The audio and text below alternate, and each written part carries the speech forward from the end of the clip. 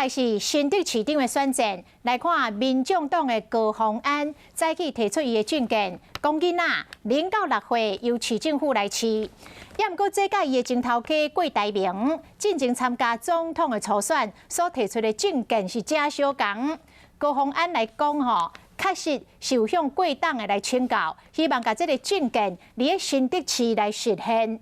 其实哦，另外2个候选人林经仁甲沈惠宏，嘛拢推出着类似的政策，可见这个新竹市长的选战正重视少子化这个议题。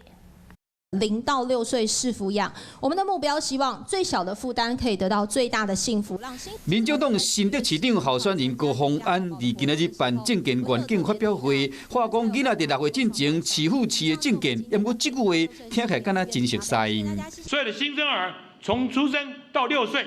由国家帮你养。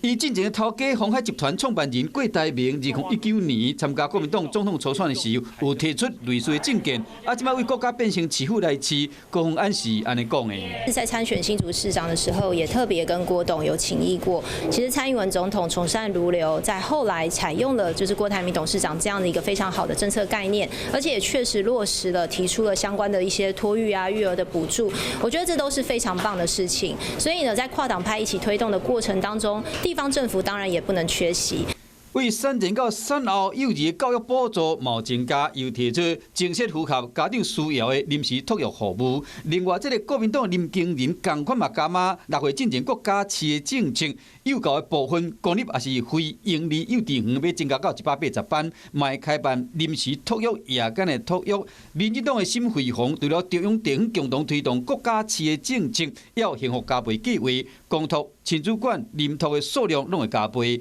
针对校园的部分，全部的中小学会阁加一间。各党候选人拢有提出幼囡仔、幼儿教育等等的补助，都是希望会使争取选民的认同。观众朋友，有一件事情不知道你们做了吗？那就是赶快来订阅我们的 CH52华视的频道，而且记得哦，一定要帮我们分享、按赞，还要开启小铃铛。